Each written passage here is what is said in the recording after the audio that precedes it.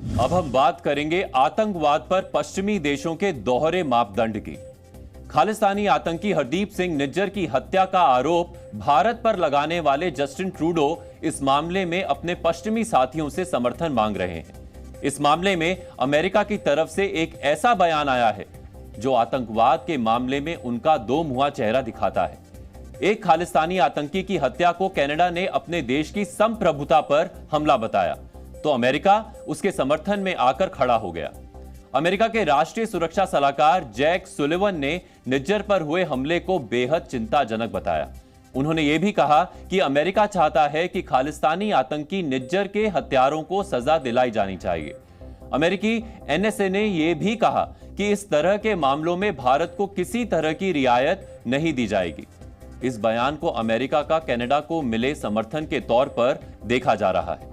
I'm not going to get into private diplomatic conversations that have either already happened or are going to happen on this topic, only to say that we have been and will be in contact with the Indians at high levels on this issue.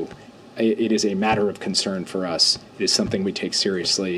It is something we will keep working on. And we will do that regardless of the country.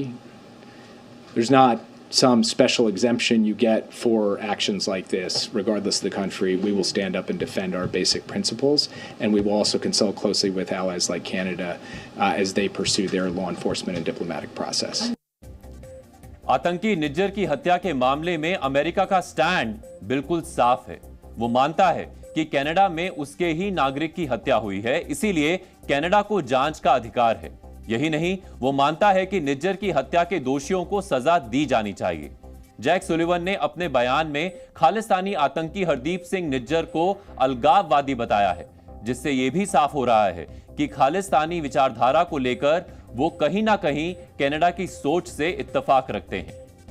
We heard from the Canadian Prime Minister publicly about the allegations. We went out publicly ourselves and expressed our deep concern about them, our support for a law enforcement process to get to the bottom of exactly what happened and to ensure that the perpetrators are held accountable. अब बात करते हैं America की। America एक ऐसा देश है जो सुरक्षा के नाम पर दुनिया के कई देशों पर हमले कर चुका है। लादेन को मारने के लिए उसने पाकिस्तान में खुफिया ऑपरेशन तक चलाया। खुलेआम उसने अपने वांटेड आतंकी को मारने के लिए एक देश में घुसपैठ भी की और हमला भी किया। यह वही अमेरिका है जिसने केमिकल हथियारों का संदेह होने पर इराक जैसे देश को पूरी तरह से बर्बाद कर दिया। लेकिन इसी अमेरिका के लिए आतंकवाद की अलग परिभाषा है। हम आपको अमेरिका की दोहरे चरित्र के कुछ उदाहरण देते हैं। जैसे अमेरिका को लगता था कि अफगानिस्तान में तालिबान होने का मतलब है कि अमेरिका पर हमले की साजिश है। इसी वजह से उसने अफगानिस्तान में सेना उतार दी। कई सालों तक युद्ध चला। इसी तरह अमेरिका को संदेह था कि इराक में केमिकल बम है जो अमेरिका के लिए खतरा है। इसको लेकर उसने इराक पर हमला कर दिया। शीत युद्ध के दौरान अमेरिका मानता रहा कि वामपंथी विचारधारा उनके अस्तित्व के लिए खतरा है। इसी वजह से शीत युद्ध के दौरान उसने कई वामपंथी शासन वाले देशों पर भी हमला किया था। इसमें वर्ष 1950 के दशक में कोरिया युद्ध और 1960 के दशक में वियतनाम युद्ध शामिल है।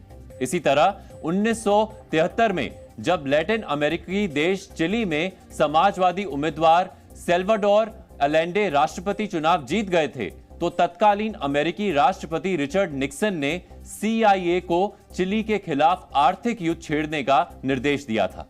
इसके कुछ समय बाद ही चिली की सेना ने तख्तापलट कर दिया था। यह तख्तापलट भी अमेरिका के इशारे पर हुआ था। समाजवादी क्यूबा में भी अमेरिका ने कई बार तख्तापलट की कोशिश की थी। वर्ष 1951 में मोहम्मद मोसादेक ईरान के प्रधानमंत्री बने थे।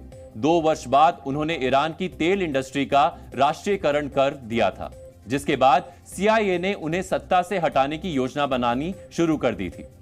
CIA की तरफ से जारी किए गए कुछ गुप्त दस्तावेजों में उसने माना है कि उन्होंने ईरान की लोकतांत्रिक सत्ता को गिराने में वहां की राजशाही की मदद की थी। अब आप सोचिए कि अमेरिका विश्व के कई देशों पर इसलिए हमले कर देता है क्योंकि उसे संदेह रहता है कि वो उनके लिए खतरा बन सकते हैं। लेकिन यही अमेरिका कनाडा में एक खालिस्तानी आतंकी की हत्या को लेकर कनाडा का समर्थन कर रहा है। जबकि वो भी जानता है कि खालिस्तानी आतंकवाद भारत के लिए खतरा है। खालिस्तानी आतंकी हरदीप सिंह निज्जर की हत्या में भारत के शामिल होने से जुड़े कोई सबूत नहीं है। बावजूद इसके कनाडा और अमेरिका भारत पर दबाव बनाने की कोशिश कर रहे हैं। वो मानते हैं कि निज्जर की हत्या कनाडा की संप्रभुता पर हमला है। तो हम ये सवाल अमेरिका और कनाडा जैसे देशों से पूछना चाहते हैं कि क्या अफगानिस्तान पर हमला उसकी संप्रभुता पर हमला नहीं था? क्या पाकिस्तान सरकार को बताए बिना उनके देश में घुसकर लादेन को मारना संप्रभुता पर हमला नहीं था? क्या इराक में केमिकल बम होने के शक के आधार पर हमला कर देना संप्रभुता पर हमला नहीं था? क्या समाजवादी विचारधारा पर चलने वाले देशों पर हमला या उनके खिलाफ साजिश करना उनकी संप्रभुता पर हमला नहीं है? तो इससे पता चलता है कि अमेरिका दुनिया भर में अपने खिलाफ खड़े होने वाले लोगों को कुचलने में दुनिया के किसी भी देश का कानून नहीं मानता है। यही नहीं, वो अपने फायदे के लिए लोकतांत्रिक व्यवस्था वाले देशों में अस्थिरता पैदा करने से भी पीछे नहीं हटता है। ईरान इसका सबसे बड़ा उदाहरण था। खालिस्तानी आतंकी हरदीप सिंह निज्जर पर भारत में हत्याएं करवाने के लिए सुपारी लेने का आरोप था। यही नहीं, उसके खिलाफ कई एफआईआर दर्ज हैं।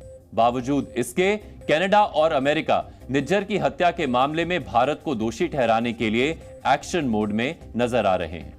हालांकि हत्या में भारत के शामिल होने से जुड़े कोई सबूत फिलहाल उनके पास नहीं है।